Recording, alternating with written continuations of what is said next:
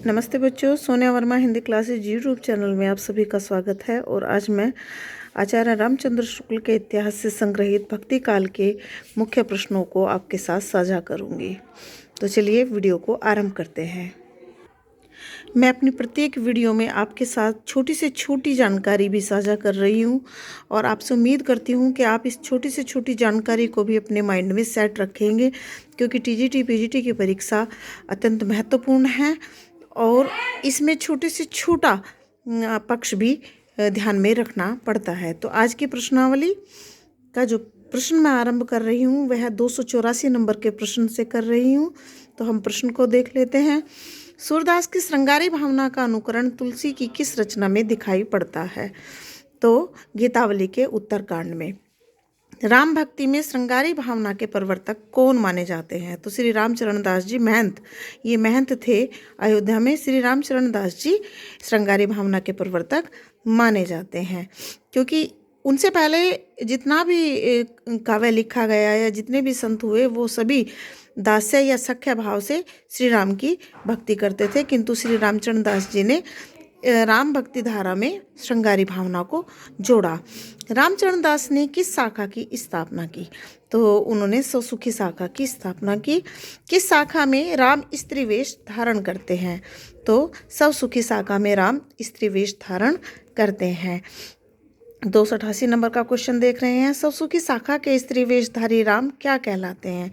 तो स्त्री वेशधारी राम को सौसुखी शाखा में लाल साहब के नाम से जाना जाता है या पुकारा जाता है। किसने राम भक्ति शाखा में पति पत्नी भाव की उपासना चलाई? तो महंत रामचरण दास ने राम भक्ति शाखा में पति पत्नी भाव की उपासना चलाई। अगला प्रश्न देख लेते हैं। सौसुखी शाखा के अनुसार राम अवतार में राम कितने रास कर चुके थे? तो वह 99 रास कर चुके थे। राम भक्ति शाखा में सखी भाव की स्थापना किसने की? तो जीवाराम ने। जीवाराम ने अपनी शाखा का क्या नाम रखा? तो तत्सुखी शाखा। देखिए, ये बड़े उलझाव से प्रश्न होते हैं, सौसुखी तत्सुखी, लेकिन आते जरूर हैं।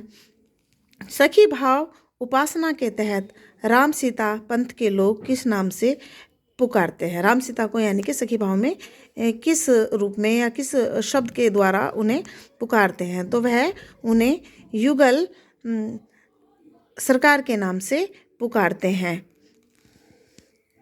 वल्लभाचार्य ने अपने भक्ति मार्ग का नाम क्या रखा? तो पुष्टि मार्ग।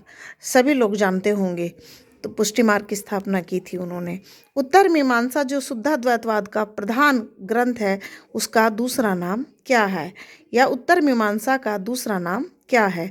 तो अणुभाष्य, और यह वल्लभाचार्य द्वारा रचित है। गोवर्धन पर्वत पर श्रीनाथ जी के मंदिर का निर्माण किसने करवाया था? यानी कि आर्थिक रूप से किसने पैसा लगाकर श्रीनाथ जी मंदिर का निर्माण करवाया? तो पूरन लाला ये सेठ थे, पूरनमल खत्री। उन्होंने श्रीनाथ मंदिर की स्थापना वल्लभाचार्य जी के कहने पर की थी। सूरदास ने किस ग्रंथ में अपनी उम्र 67 वर्ष बताई है? तो सूर सारावली के एक प्रसंग में सूरदास ने अपने आप को 67 वर्ष की आयु का बताया है। ध्यान से सभी प्रश्नों को देखिए। इतनी महत्वपूर्ण और बारीक जानकारी शायद ही अन्य कोई आपको उपलब्ध करवा पाएगा। अष्टचाप के 8 कवि कौन थे? तो यहाँ पर मैंने इंडिकेट कर दिया है।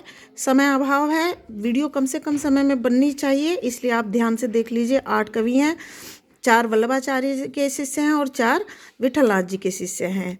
कृष्णचरित गान में पूरब दिशा में सर्वाधिक योगदान किन कवियों ने दिया?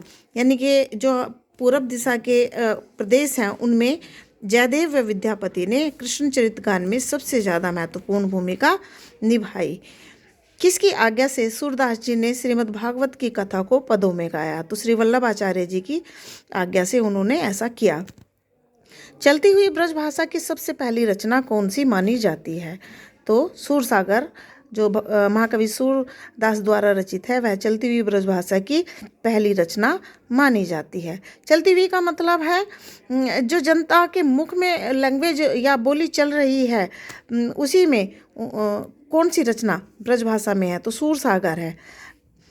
सूरदास के श्रृंगारी पदों की रचना किस कवि की काव्य पद्धति पर हुई है? तो उन्होंने विद्यापति की काव्य पद्धति पर श्रृंगारी पदों की रचना की है।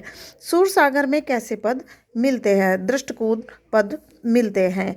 पश्चिमी हिंदी बोलने वाले सारे प्रदेशों के गीतों की भाषा कौन सी थी? तो ब्रज भाषा थी। रामचरितमानस का गान करने वाले भक्त कवियों में सर्वश्रेष्ठ स्थान किस कवि का है? तो गोस्वामी तुलसीदास जी का। कृष्णचरित गान करने वाले श्रेष्ठ महात्मा कौन थे?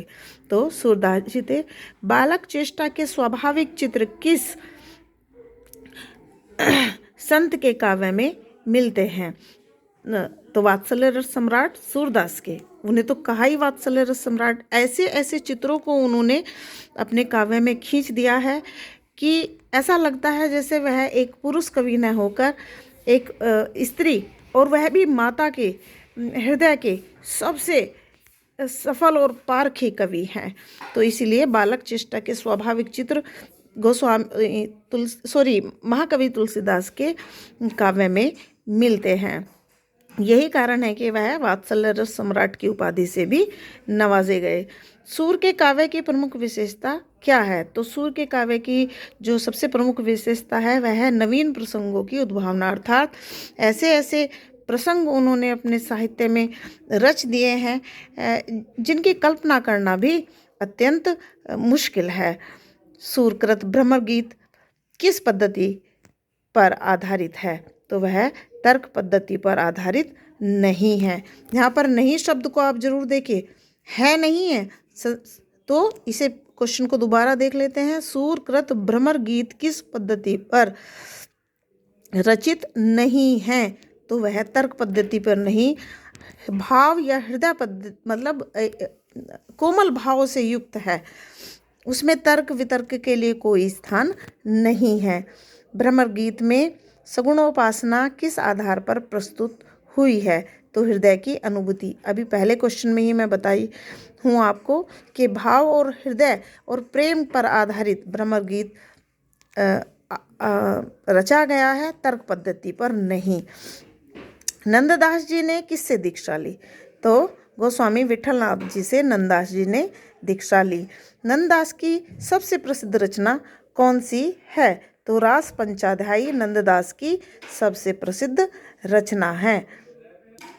आज की वीडियो में मैंने भक्ति काल से संबंधित आचार्य शुक्ल के इतिहास से जो प्रश्न संग्रहित किए हैं वह आपके लिए बिल्कुल नवीन जानकारी से युक्त होंगे।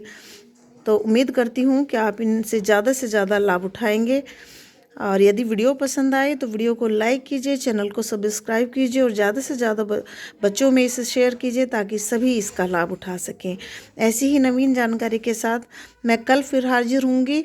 तब तक के लिए धन्यवाद। नमस्ते।